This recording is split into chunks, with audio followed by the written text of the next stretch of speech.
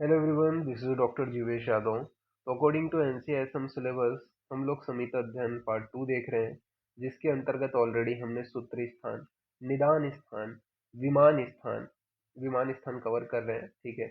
इसके अलावा शरीर व इंद्रिय स्थान ऑलरेडी हमने कवर कर लिया है। तो लास्ट क्लास में हम लोग जो है विमान स्थान का जो है पार्ट 2 देख रहे थे। तो उस दौरान हम अष्ट आहार विधि विशेषायतन के विषय में बात कर रहे थे, और उसके अंतर्गत ऑलरेडी हमने अष्टाहार विधि विशेषायतन के अंतर्गत प्रकृतिकरण, संयोग, राशि, उपयोग, संस्थान, यहाँ तक हमने देख लिया था। यहाँ पे आज की क्लास में हम लोग बात करेंगे उपयोगिता के विषय में। तो उपयोगिता किसको बोलते हैं? तो उपयोगिता के विषय में बताया गया है, जो उस आहार का उपयोग करता है उसे क्या कहते हैं? उपयोगिता कहते हैं। तो जो उस आहार का उपयोग करे उसे क्या कहा जाता है? उपयोगिता कहा जाता है। ठीक है। तो ये आपको ध्यान में रखना है कि जो उस आहार का उपयोग करे वो उपयोगिता कहलाता है। तो इस प्रकार से ये आपका अष्टाहार विधि विशेषायतन हो गया। फिर आहार विधि विधान के विषय में बताया गया है। तो आहार विधि विधान जो है, ठीक है, उनके विषय में यहाँ पे अपन बात करेंगे। कौन सा है आपका आहार विधि विधान?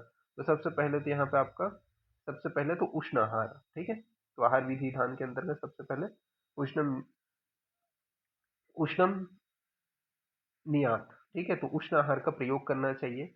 क्यों उष्ण आहार का प्रयोग करना चाहिए? क्योंकि ये क्या होता है? स्वादिष्ट होता है। उष्ण आहार क्या होता है? स्वादिष्ट होता है। इसके अलावा औदर्य अग्नि यानी कि जठराग्नि का वर्धन करने का काम करते हैं। जल्दी से पच जाते हैं, तो शीघ्र पाचक होते हैं। वायु का अनुलोमन करने का काम करते हैं, तथा कफ जो है उसका परिहास्य करते हैं। तो ये जो है आपको उष्ण आहार के विषय में बताया गया है कि स्वादिष्ट होगा सबसे पहले तो। इसके अलावा आपका औदर्य अग्नि यानी कि जठराग्नि का वर्धन करने का काम करते हैं, जल्दी से पच जाता है, वायु का अनुलोमन करते हैं, तथा कफ का परिहास्व करने का काम करते हैं। तो ये जो है आपका बताया गया है, इसको आपको याद रखना है उष्णमीष्य। ठीक है, यानी उष्ण आहार के विषय में। फिर इसके अंदर आहार विधि विधान में सेकंड है आपको स्निग्ध आहार का सेवन करना चाहिए। तो स्निग्ध आहार का सेवन क्यों करना चाहिए? क्योंकि इसकी क्वालिटीज बताई गई है, क्योंकि ये स्वादिष्ट होते हैं। ठीक है। मंदाग्नि का वर्धन करने का काम करते हैं। ओके।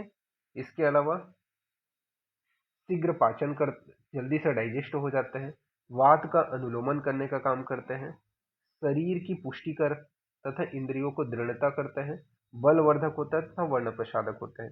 ये स्निग्ध आहार के विषय में बताया गया है कि स्निग्ध आहार स्वादिष्ट होगा। ठीक है। मंदाग्नि का वर्धन करने का काम करेगा, जल्दी से डाइजेस्ट हो जाता है, शीघ्र पाचक होते हैं, वात का अनुलोमन करते हैं, शरीर का पुष्टि करके इंद्रियों को दृढ़ करते हैं, बलवर्धक होता है तथा वर्ण प्रसादक होते हैं। ये स्निग्ध आहार के विषय में बताया गया है। तो ये आपको ध्यान में रखना है। ठीक है। तो ये जो है आपके स्निग्ध आहार के विषय में बताया गया, और इसका जो पासवर्ड रहेगा वो यहाँ पे आपका रहेगा स्निग्ध। ठीक है। जैसा लिखा है स्निग्ध वैसे ही आपको टाइप करना है, ऐसे ही स्निग्ध। यह ध स है, फिर नी है, और ग और ध। ठीक है। तो ये पीडीएफ ओपन हो जाएगा।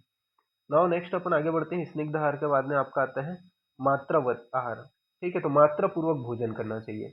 अब मात्रा पूर्वक भोजन करने से क्या क्या बेनिफिट होते हैं?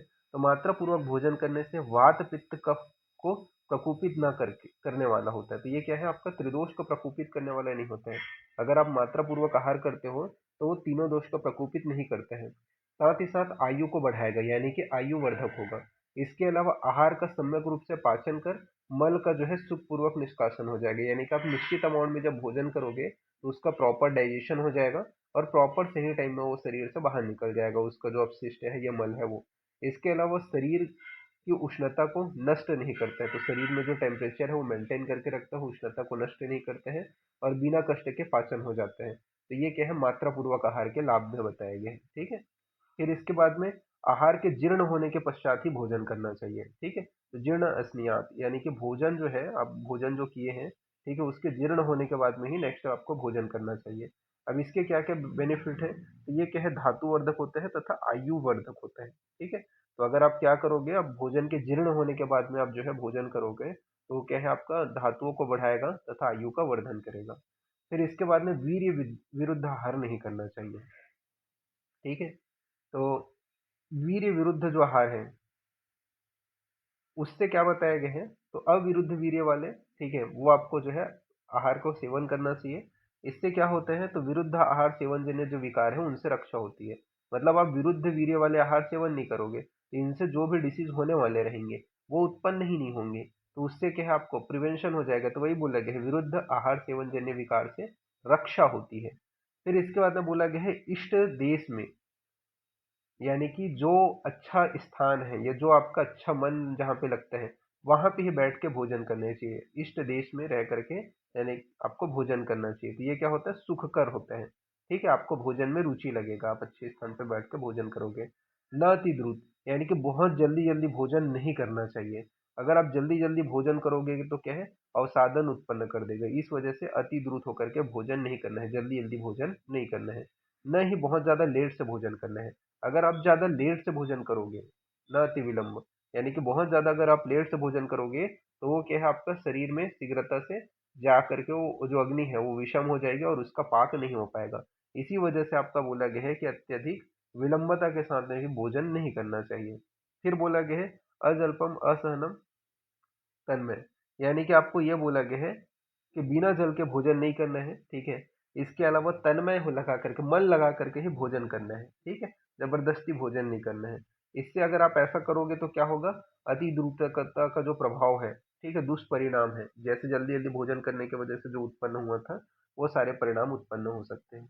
फिर इसके बाद में आपका बोला गया है आत्मनिर्भर भिक्ष भुजे, यानी कि आपको पूर्ण रूप से आपकी आत्मा को पूर्ण रूप से जब लग रहा है तब जा करके भोजन करना चाहिए। तो इससे क्या होता है, सुखकर होता है तथा सातम्यकर होता है जो भोजन है वो।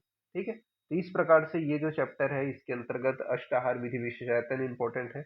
अष्ट, इसके अलावा आहार विधि विधान जो है वो इंपॉर्टेंट है। तो ये आपको थोड़ा ध्यान में रखना है कि अष्टाहार विधि विशेषायतन, आहार विधि विधान, इनसे आपके एग्जाम में क्वेश्चंस अराइज होते हैं। ठीक है, तो इस प्रकार से यहाँ पे ये जो तीसरा पार्ट है वो फिनिश होता है। नेक्स्ट क्लास में अपन आगे का कंटिन्यू करेंगे।